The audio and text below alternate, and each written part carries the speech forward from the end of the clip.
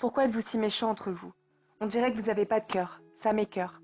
Pourquoi harceler quelqu'un gratuitement, sans raison valable? La différence vous dérange, mais on est tous différents. Pourquoi faire du mal à quelqu'un, pour son apparence physique, ses habits, sa couleur et sa corpulence? Vous vous rendez compte, c'est grave ce que vous faites. Vous poussez des personnes petit à petit, dans un gouffre, dans la tombe. Vos insultes, vos rabaissements, vos critiques, ça joue sur leur morale, sur leur santé. Pourquoi critiquer et faire du mal à ceux qui ne vous ont rien fait? Vous dites que c'est pour jouer? Non, c'est pas un jeu, non. Si ça vous arriverait, vous serez déboussolé. Ces personnes, vous les brisez, et même si elles ont sourire, elles souffrent. Elles n'osent pas en parler, et elles ont peur de vous, chaque jour un peu plus. Elles voudraient plus se réveiller le matin. Elles ont trop de chagrin, trop de dégoût.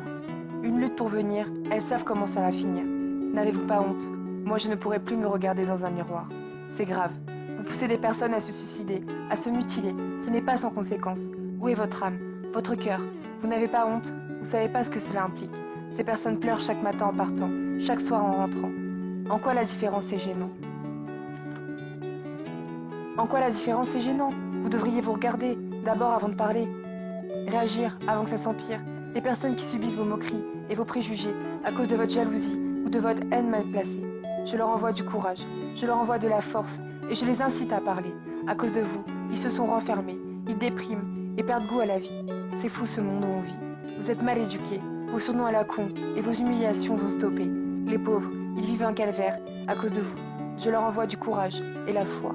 Ils vont mieux que vous. Vous n'êtes que des jaloux. À ceux qui subissent le harcèlement, parlez-en. N'ayez pas peur. Il faut sortir de cette bulle de silence. Il y a des lois pour punir ces actes. Ne restez pas dans votre bulle. Parlez-en aux copains, aux copines, à ceux qui sont témoins de ces actes de barbarie. Vous pourrez éviter que ces personnes s'enlèvent la vie. En tout cas, contrairement à ces cons, vous êtes plein de pureté. Il faut trouver une issue. Un enfant sur 10 est victime de harcèlement scolaire. Il faut punir ses auteurs. Ils n'ont pas de cœur. Courage, courage. Apprenez à en parler avant de faire une connerie, avant que ça fasse du mal à votre entourage. Que le Seigneur vous protège. Le harcèlement, faut en discuter. Faut pas négliger le fait qu'on peut le stopper. Réunissez toute votre force et franchissez le cap. Je vous envoie mon soutien.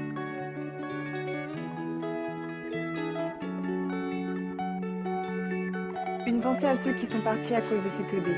Tôt ou tard, vous serez vengés. Courage, courage aux familles, courage aux enfants, courage aux adolescents.